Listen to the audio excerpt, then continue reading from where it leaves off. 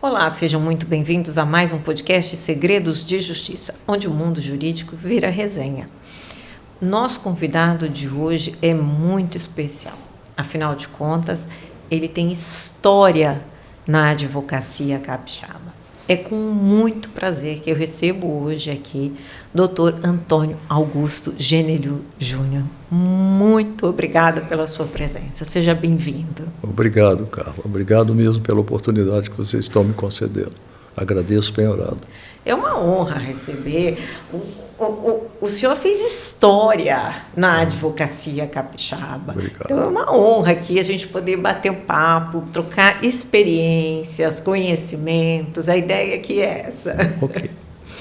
Conta para mim, doutor, lá no início, como o direito surgiu na sua vida? Por que escolheu o direito? Na verdade, o meu pai, ele trabalhava em cartório em Colatina. E, posteriormente, ele foi nomeado para São Gabriel da Palha, um cartório de tabelionato e registro civil. Ele ficou lá por muitos anos. E fui criado nesse ambiente, nesse clima, que eu fui para São Gabriel com 6 anos. Depois eu vim a Colatina, onde eu estudei no Colégio Marista. Dali fui para o Rio de Janeiro, onde eu ia começar a minha vida no Rio de Janeiro, eu já estava estudando. E ele ficou doente, eu tive que voltar para São Gabriel da Palha para poder trabalhar no cartório junto com ele. E foi aí que eu me animei com as coisas do direito. Eu tinha perdido já a oportunidade de fazer o curso no Rio, e quando eu cheguei em Colatina foi por volta de agosto, julho, que abriu o vestibular da Faculdade de Direito, antiga Faculdade de Direito de Colatina, hoje UNESCO, né, que é o Centro Universitário. E foi lá que eu fiz meu curso, e até hoje estou ligado às coisas do direito. Olha, que legal, que bacana. E como é que foi o início de carreira mesmo? Eu passei num concurso para o cartório de registro imobiliário, lá em São Gabriel. Ainda durante a faculdade? Foi já bacharel em Direito. Né? Tá. E aí eu fiquei impedido de advogar, porque eu assumi a titularidade desse cartório. Depois eu perguntei com meu pai, porque o cartório dele admitia concorrência, o meu não. Eu fui para o tabelionato e de lá eu pedi exoneração e voltei para a advocacia. Quer dizer, eu sou formado em 1972, mas a minha inscrição é de 1974, 75. Eu sou os 3 anos depois que eu comecei a exercer advocacia. E um pequeno escritório em São Gabriel da Palha, que depois estendi até Colatina, que é a minha cidade natal, né? E ali eu comecei a advogar. Lembra do seu primeiro cliente? O primeiro caso que eu tive foi um caso criminal, por incrível que pareça. É mesmo? Na época, o juiz lá era o doutor Frederico Guilherme Pimentel, era o juiz em São Gabriel. É um caso interessante, foi o primeiro caso de necrofilia que aconteceu naquela região noroeste do estado. É um cidadão que diziam que ele teria vilipendiado um cadáver no cemitério lá em Vila Valério. E como ele não tinha condições de constituir um advogado, o doutor Frederico perguntou se eu faria a defesa dele. A advocacia pro bono. Sim. E eu aceitei. E olha bem, qual foi a minha surpresa? Eu pedi um exame de sanidade mental nele. E esse exame de sanidade mental deu negativo. Ele completamente lúcido. E, portanto, apto a receber eventuais sanções que poderiam ser impostas por conta desse crime, mas ele foi absolvido por insuficiência de prova. Muitos anos depois, eu me encontrei com um psiquiatra, até falecido agora, que fez o exame dele. Não, aquele cara era, segundo o psiquiatra, o cara era lúcido. Não tinha dificuldade nenhuma. E ele confessou, ele confessou que tinha praticado, porque ele era apaixonado pela vítima, pela mulher que havia morrido, então, e ele praticou o crime, mas que ele não iria confessar de jeito nenhum. Foi aí que eu comecei a ter uma certa, advogado jovem, né, comecei a ter uma certa, digamos assim, suspeita com a advocacia criminal, né? Porque eu pensava que e penso até hoje, o cliente tem que ser com você, ele tem que ser autêntico, tem que ser verdadeiro, até para que você possa dosar a defesa que você vai ministrar para ele. E aí eu fiquei um pouco desanimado, mas continuei fazendo advocacia criminal e eu cheguei a fazer uns 100 júris no interior. Cheguei a fazer uns 100 júris no interior todo. Eu fiz júri em Nova Venécia, inclusive o primeiro júri de aborto, que uma senhora lá em Nova Venécia praticou um júri de aborto, fui eu que fiz aqui no estado, lá em Nova Venécia. Ela foi condenada na época, foi condenada por conta desse crime. Então, foi uma vivência da advocacia criminal muito grande. Né? Depois eu abandonei, porque, convencido pelo doutor Gesandro, eu vim para Colatina e comecei a lecionar no lugar dele, cadeira de processo civil, onde eu me especializei. E até hoje essa é a minha especialidade, eu não faço mais advocacia criminal. E o doutor lembra do seu primeiro júri? Eu me lembro. Olha, dentre 100 júris.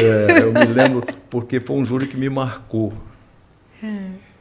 Na época, quem presidiu esse júri foi o desembargador Norton de Souza Pimenta, lá de Linhares, você conhece. E ele fez uma sentença de pronúncia que eu não percebi as peculiaridades da sentença de pronúncia.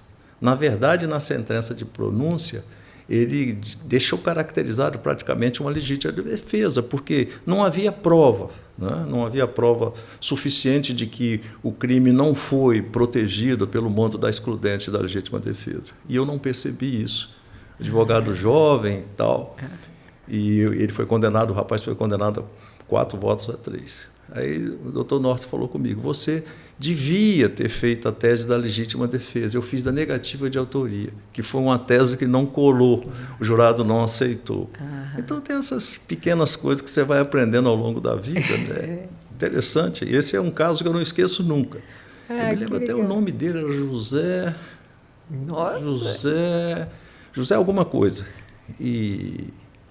Mas ele, por bom comportamento, ele teve a pena reduzida, etc. Quer dizer, a minha decepção, o meu sacrifício foi pouco, assim, digamos assim, prejudicial a ele. Né? E o doutor se emociona com os clientes? No júri eu me emocionava, muito. Eu vivia o drama do acusado, porque eu achava que o júri... Hoje eu não sei como é que está funcionando, mas na nossa época era muita inspiração. É você conhecer demais as particularidades da sociedade que iria julgar aquele cidadão, e você tinha que se exprimir de uma forma, digamos assim, consentânea, até com o nível cultural das pessoas que iriam julgar o acusado. Então eu me emocionava muito. Eu me lembro um júri que eu fiz, esse foi um dos derradeiros que eu fiz, em que eu sofri uma tentativa de homicídio depois de terminado o júri. Foi até uma legítima defesa que eu usei como tese, e o réu foi absolvido por 5 votos a 2, mas a família da vítima se rebelou. E uma das filhas, olha bem, uma das filhas da vítima tentou me matar em seguida ao júri. Nossa! Foi quando eu comecei, então, a desligar da advocacia criminal, a pedido da família, meu pai, minha mãe, etc. Claro. E eu fui me afastando e, graças a Deus, apareceu o doutor Gesandro, que me deu essa oportunidade de enveredar pelas maravilhas do processo civil. E como foi a experiência? Então, na sala de aula, porque o doutor disse que foi assumir a cadeira de processo. Eu fiz vários cursos de extensão, né? Eu cheguei a ir para São Paulo, passei uns tempos em São Paulo, passei uns tempos no Rio estudando, e quando eu voltei, eu tive assim, menos dificuldade. Né? Eu era praticamente um autodidata e estudava bastante, eu gostava muito do... Porque eu sou um advogado, Carla, que escrevi, eu advoguei parte do Código 39 de processo civil, Código 73 e agora o Código 2015. Aí você me pergunta, qual o código que você mais teve empatia com ele? É o Código 73. Porque eu achava o Código 73 perfeito, né? O ministro Busardi foi que elaborou, quer dizer, uma pessoa que tinha verdadeira sabedoria em termos de processo civil, em termos de direito de uma forma geral. Ele elaborou um código com a justiça mais moderna, e a nossa justiça não estava preparada para recepcionar e colocar em prática aquelas normas que o código havia estatuído, que o código havia disposto. Então, eu era apaixonado pelo Código de Processo Civil. Eu me lembro que, quando eu fui lecionado, eu tenho um livro do professor Teodoro Júnior, Humberto Teodoro Júnior, lá de Minas Gerais, né, que eu lecionava processo de execução e lecionava recurso e processo de execução e processo cautelar, né, que era um ano inteiro. E esse livro do Teodoro Júnior, do professor Teodoro Júnior, me elevou muito, digamos assim, a minha consciência do processo civil. Foi maravilhoso para mim. Devo muito a ele essa aprendizagem. Que legal. E o doutor chegou a ser procurador do Estado? Eu fiz concurso, procurador do Estado, fiquei lá 6 ou 7 anos, mas eu não me dei bem com o serviço público. Aí eu pedi exoneração. É mesmo? Pedi exoneração. Dessa época, como procurador, o doutor se recorda de algum caso que tenha lhe marcado? Não, eu tive um caso que na verdade, nós assumimos na época do governador Eurico Rezende. Esse concurso foi feito sob os auspícios do governo dele, já nos estertores do governo dele. Em que ano? Doutor recorda? O ano? Não me lembro a época, não me lembro. Eu sei que depois, em seguida, veio o governo Camata, né? Gerson Camata, com quem eu me dava muito bem, sempre tivemos bastante amizade, muito estreita. Eu cheguei a ajudá-lo no caso do Dollar Gate, eu fui fazer uma defesa para ele lá no Congresso Nacional e tudo. O Camata era um amigo meu. E nessa época ele me deu um caso de uma empresa, acho que era uma empresa pública, uma sociedade de economia mista que tinha em Cachoeiro, chamada Tecisa, que estava vivendo assim situações financeiras difíceis. Esse é um caso que me marcou, você entendeu? A gente não conseguiu, digamos assim, fazer a ressurreição dela, mas conseguiu minimizar as agruras da quebradeira que ela sofreu na época. Cachoeiro de Itapemirim, essa empresa, Tecisa. E eu enfrentei muitos mandados de segurança, né? Muitos mandados de segurança. E um dos mandados de segurança que eu funcionei pelo Estado foi o mandado de segurança impetrado por um juiz que havia sido afastado e depois pediu retorno. E eu fui defender o Estado, né? O Estado acabou perdendo, o juiz foi reconduzido pelo tribunal e prestou excelente serviço à magistratura nacional, e o nome eu prefiro evitar. Não, lógico, né? Claro, não tem problema algum. E o doutor também foi juiz do TRE? Fui, por 2 biênios. Por 2 biênios? 2 biênios, Foi uma grande experiência na minha vida ter atuado no TRE. Atuei ao lado de magistrados maravilhosos, né? Ora presidido pelo desembargador Renato de Matos, ora presidido pelo desembargador Everli, né? Atuei ao lado de um advogado, também desembargador posteriormente, que foi meu grande amigo, desembargador Aníbal de Rezende Lima, hoje aposentado, infelizmente aposentado, né? Que prestou relevantes e maravilhosos serviços à justiça do nosso Estado. E no eleitoral eu aprendi muito. É mesmo. E tem um detalhe que pouca gente sabe. Depois que eu saí do eleitoral, nunca mais advoguei lá. É mesmo? Nunca.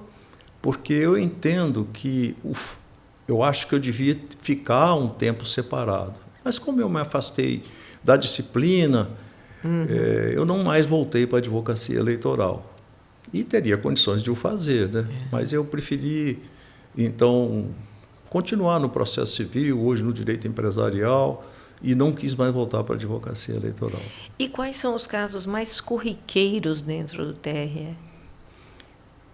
O que sempre acontece? Registro de candidaturas, prestação de contas, algumas ações de improbidade eleitoral, que sempre ocorre, tem até ações penais, a prática de crimes eleitorais, mas o que mais, na verdade, aflige o magistrado eleitoral são os registros das candidaturas e as prestações de contas nos períodos pré- e pós-eleitoral. Eu acho que esses são os casos que mais ocorrem na justiça eleitoral.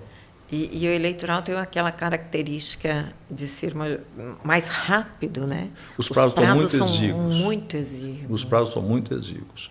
Os prazos do recurso ordinário, por exemplo, são prazos muito exíguos e o advogado tem que estar bastante atento para não prejudicar Doutor, e a pressão em época de eleição? É muito grande.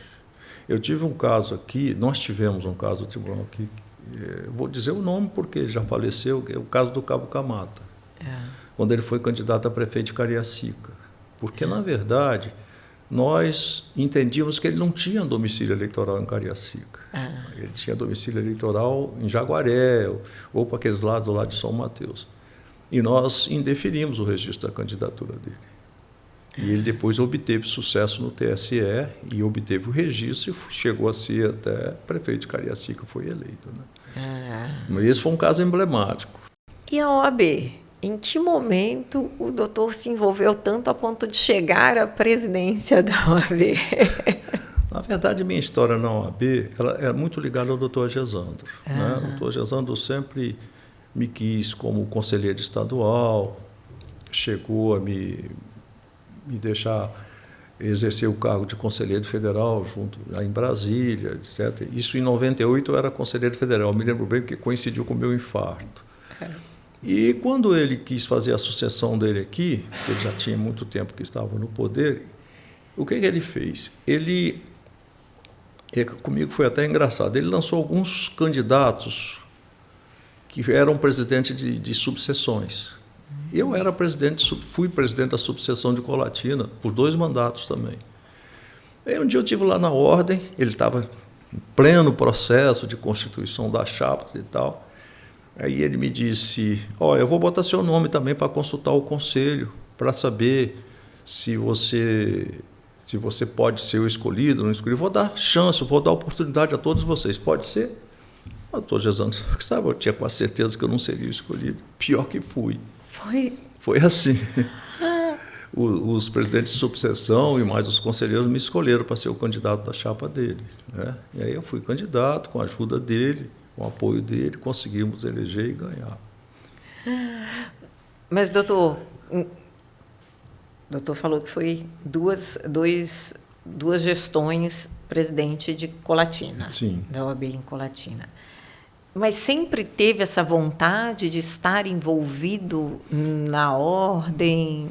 Eu gostava de praticar a política da ordem. Eu acho interessante, eu acho que todo advogado tem que viver esse processo. É um processo interessante para nós, até porque a gente valoriza a carreira da gente. Eu estava conversando com você há pouco aqui, eu tenho muita preocupação com a evolução das prerrogativas e dos direitos dos advogados. E aí você me pergunta, mas por que você tem tanta preocupação? Porque, na verdade, eu sempre sustentei que as nossas prerrogativas e os nossos direitos de exercer a advocacia não são nossos, são do cidadão. Os cidadãos que têm em nós a voz dele perante o judiciário, para fazer as suas reclamações, para fazer as suas reivindicações e tudo mais. Então, o advogado, ele, quando abdica de uma prerrogativa dele, e quando abdica de um direito dele, ele está, na verdade, digamos assim, desprezando o direito da cidadania. Então, por isso que eu sempre quis participar da política da ordem, que eu achava interessante. Eu via a luta do doutor Gesandro, eu via a luta do doutor Basílio, eu via a luta, talvez você nem chegou a conhecer, mas o doutor Manuel Camargo, que foi um dos primeiros presidentes aqui, Milton Murat, grande amigo meu, doutor Guido Cortes. A ordem tinha uma pleia de advogados maravilhosos, né, que deixaram seus nomes como emblema aqui no Estado. Então, por isso, eu quis participar. E isso me ensinou muito, elevou muito a minha carreira, me fez gostar muito mais da advocacia, porque eu me lembro de um episódio que aconteceu com o Milton Morar no aeroporto em Brasília. Eles quiseram revistar a pasta dele. Eu, advogado mais jovem, o Milton era um advogado. Ele disse, não, minha pasta vocês não vão revistar. Essa é uma extensão do meu escritório. E no meu escritório ninguém pode bulir, ninguém pode mexer. Eu achava interessante esse tipo de reivindicação, esse tipo de colocação. Achava que isso enobrecia, como enobrece efetivamente a carreira do advogado. Então, por isso é que eu resolvi participar da política da ordem, né? E acho interessante que todos os jovens, todas as pessoas participem desse processo, que é um processo de engrandecimento da nossa categoria. Não, sem dúvida, sem dúvida. E como é que foi esse período de presidência da ordem? Lembra de algum caso assim, que tenha lhe marcado muito? A minha atuação como presidente da ordem começou mal, como eu te disse há pouco, com a morte daquele advogado, o doutor Geraldo. Sim. Foi um dos primeiros eventos que eu enfrentei. Logo no início da gestão? Logo no início da gestão. Graças a Deus eu tive bastante ajuda do Agesando, doutor Gesando. O Conselho Federal veio aqui me apoiar, porque na época foi considerado uma violência brutal, né, contra a categoria, porque nós tínhamos um colega que tinha sido assassinado Sim. na porta de uma delegacia, no exercício da sua atividade. Quer dizer, essa prerrogativa que a gente queria mostrar à sociedade civil, que nós precisávamos, como precisamos dela, para poder exercer com dignidade e com plenitude a advocacia. Depois eu enfrentei a Operação Naufrágio. Né? Eu era o presidente da ordem. Eu enfrentei a Operação Naufrágio, quer dizer, tive, às vezes, mal entendido por alguns, mas hoje eu posso dizer com tranquilidade que, na verdade, eu tive que ter cautela. Por quê? Eu não podia, digamos assim, partir para ofender o Poder Judiciário da forma tão violenta como queriam que eu fizesse, porque não se tinha prova ainda. O inquérito estava começando e nós não tínhamos recebido elementos do inquérito para poder formar um juízo de valor, até porque havia advogados envolvidos também, né? E depois que eu fui a Brasília, conversei com a ministra relatora, a ministra Laurita Vaz, ela liberou o inquérito para que nós pudéssemos fazer o nosso julgamento dos nossos advogados, que determinei. E encaminhei tudo ao Tribunal de Ética. O Tribunal de Ética tomou lá as providências que tinha que tomar e eu fiquei aguardando o resultado. E pior, venceu o meu mandato e o resultado não saiu. Não é verdade? Quantos anos depois é que houve julgamento, Sim. Né, com prescrição de alguns casos, condenação de outros. De qualquer forma, eu acho que o que eu posso dizer da minha atitude? Eu tive que ter cautela para não fazer injustiça. Eu preferia pecar, né, digamos assim, por omissão, do que pecar por fazer uma injustiça contra quem quer que seja. Eu não poderia, digamos assim, agredir todo o Poder Judiciário, porque o Poder Judiciário na verdade, a casa onde nós trabalhamos. E, junto com eles, é que nós resolvemos realizar a justiça, né, Carla? Então, foi também uns eventos que atrasaram um pouco a condução da minha gestão. Mas eu consegui, na época, com a ajuda do Carlos Magno, do Dr. Carlos Magno, ele era o presidente da Caixa de Assistência.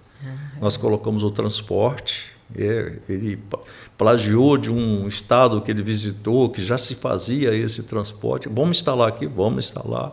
E essas intimações gratuitas que são dadas aos advogados. Alguém disse, você vai gastar todo o orçamento da ordem pagando isso aí. Falei, mas de qualquer forma, eu estou dando um retorno das anuidades que os advogados contribuem para a manutenção da autarquia, da ordem. Né? Então, também foi uma experiência maravilhosa para mim, você entendeu? Que legal. Uma experiência em que a gente pode ver como é que funciona a coisa de dentro, até você aprender a gerir. Gerir uma instituição que tem um valor que a Ordem dos Advogados tem. E são tantos detalhes que não aparecem, né? É verdade, é verdade. É uma gestão de respeito. Eu tenho até um agradecimento que eu tenho que fazer, porque o Tribunal de Ética na minha gestão funcionou. Por que funcionou? Porque eu pedi a um amigo meu, hoje infelizmente já falecido, o doutor Setembrino Pelissari, ele que foi o presidente do Conselho do Tribunal de Ética da Seccional. E funcionou, viu? Funcionou muito bem sob a gestão do Setembrino. Um advogado competente, experiente, já tinha sido procurador-geral do Estado, foi meu procurador-geral na época. Ele e o doutor Luiz Marques, né, fizeram com que o Tribunal de Ética funcionasse satisfatoriamente. Foi muito bom para mim, foi muito bom. Que bom. E, doutor, na advocacia do interior, no interior, quais os casos que mais lhe marcaram?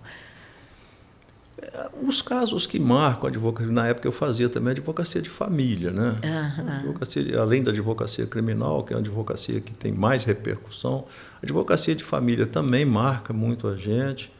Alguns casos cíveis, contenciosos, que também deixam registrados, né? Digamos assim, algum emblema na sua carreira que você obteve vitória, ou sofreu um decesso, ou sofreu uma derrota na sua tese, nas suas argumentações. Agora, para dizer especificamente,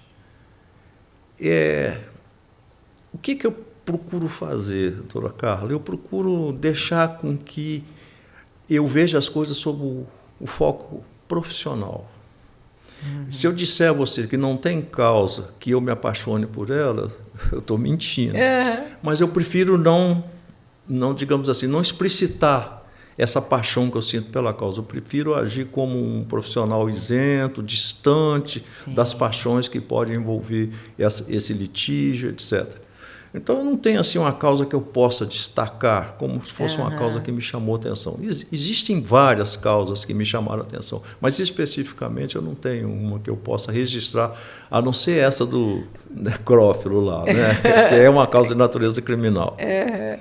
E, doutor, o doutor já vivenciou inúmeras audiências, evidente, e alguma audiência que tenha lhe chamado mais atenção, seja pela postura de advogado, seja postura do magistrado, recorda de algum momento assim? O que me chama muito a atenção é que, num passado não muito distante, as audiências tinham uma liturgia bastante rigorosas, né?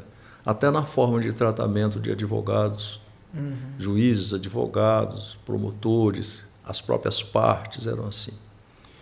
Às vezes, se o juiz se excedesse no que tange a oitiva da testemunha, você, com respeito, você intervia em favor do depoimento que a pessoa estava prestando, que ele estava, na verdade, emprestando umas informações para que a justiça pudesse ser realizada.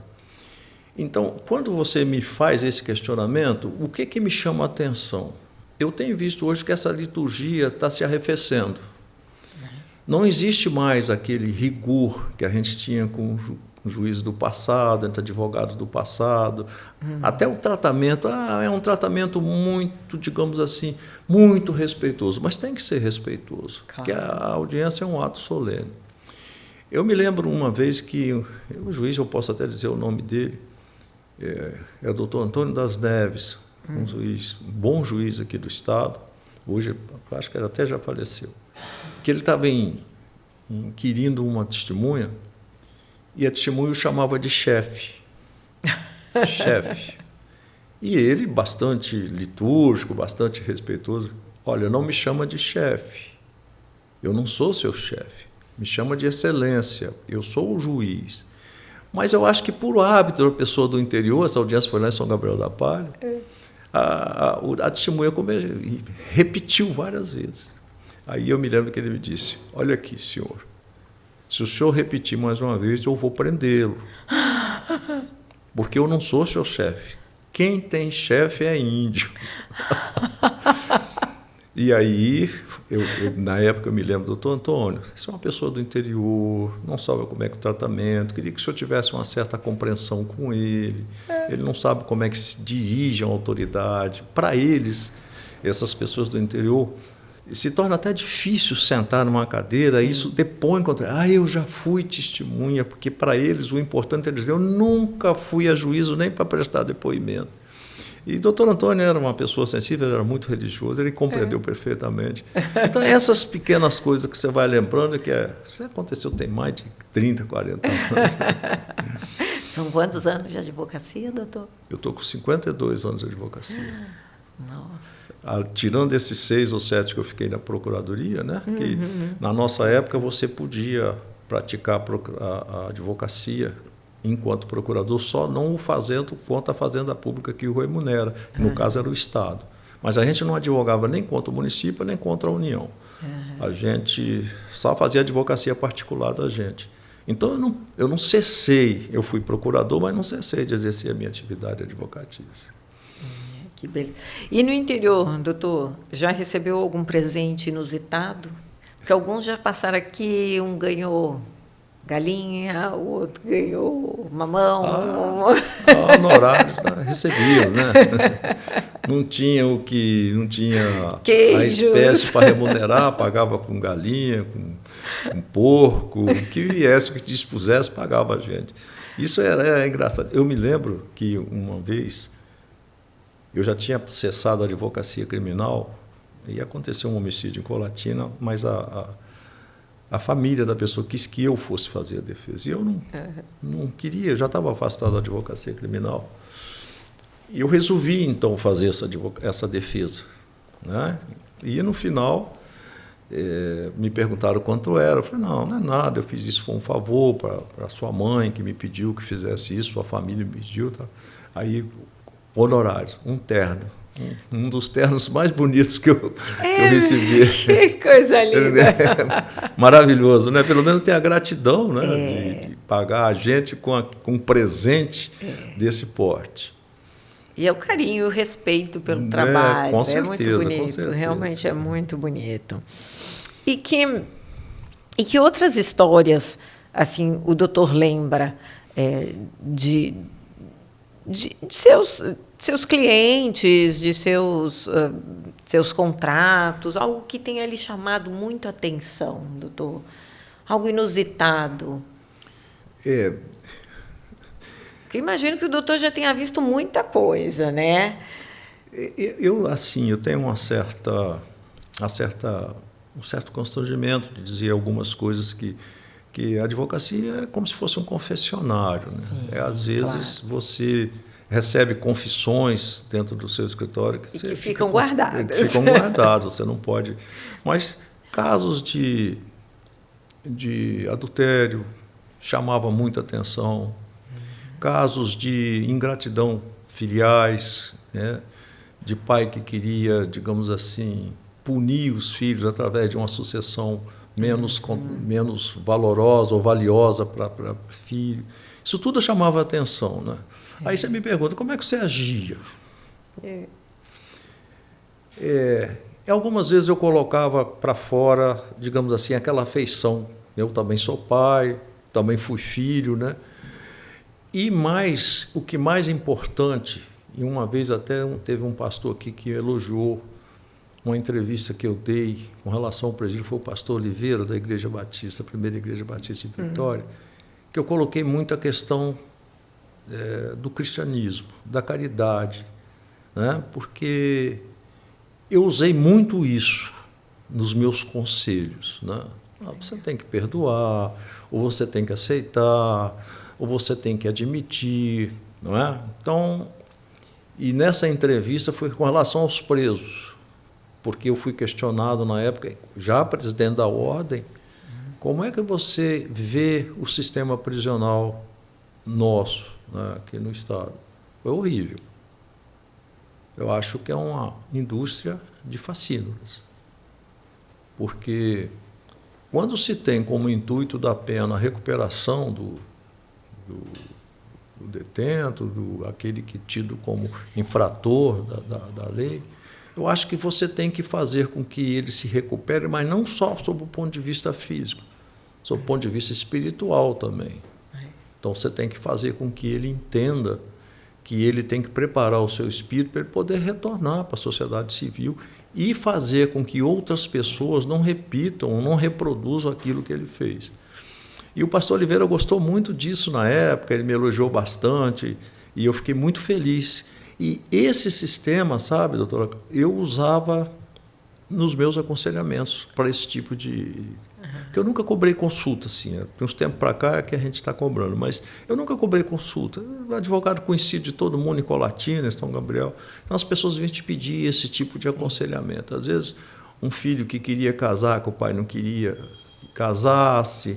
Às vezes, na época, não sei se você se lembra daquele crime de sedução, que você reparava o crime, que você inibia a ação penal com o casamento, isso, né? Pelo casamento. E às vezes o pai vinha e falava, o que você acha? ela está grávida, compreendeu? Aí você tinha que aconselhar. Você não deve forçar a união por conta disso, as consequências, as sequelas. Agora, de admitir a paternidade não tem jeito. E na época nós não tínhamos o DNA. Né? Era tudo o exame de excludente, o exame de sangue que era só excludente. Então eu usava muito isso, sabe, doutor? Eu usava muito isso e isso me fez bem, me fez feliz, me fez ser reconhecido. As pessoas às vezes vão se aconselhar comigo. Eu acho interessante isso, acho interessante. Doutor, agora a gente entra num momento de um bate-pronto. Sim. Eu falo e o doutor me fala o que vem à mente. Justiça é? É difícil. É difícil, né? Nós temos que melhorar bastante. Nós estamos vivendo um momento, digamos assim, de bastante dificuldade para que a justiça se imponha, como a sociedade civil quer que ela se imponha. Os exemplos vêm de cima. E se esses exemplos não são bons, obviamente que isso reflete nas categorias que estão na justiça mais singela. Então, o que eu entendo, doutora, se nós entendemos que a justiça e como efetivamente ela é inafastável da solução de todas as controvérsias que contaminam o que nós chamamos de pacificação social, eu acho que ela tem que ser perfeita.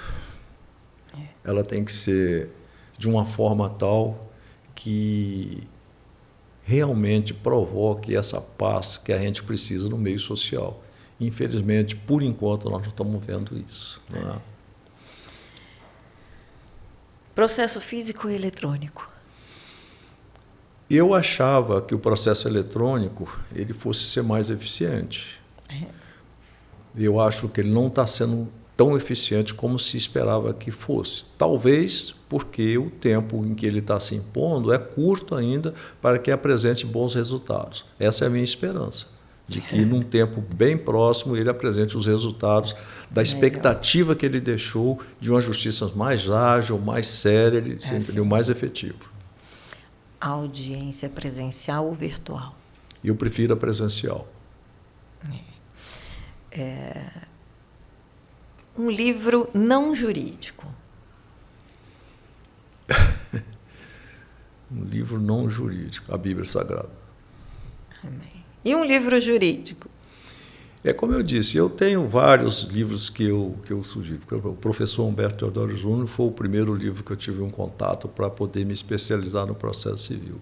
Mas tem muitos livros bons por aí. Sim. Maravilhosos. Mas né? sempre tem, né, aquele que lhe marca. Esse é o professor Teodoro, porque foi no momento que eu tive o primeiro contato com o processo civil. Ele ainda estava na Universidade de Varginha quando ele escreveu o primeiro livro. Né?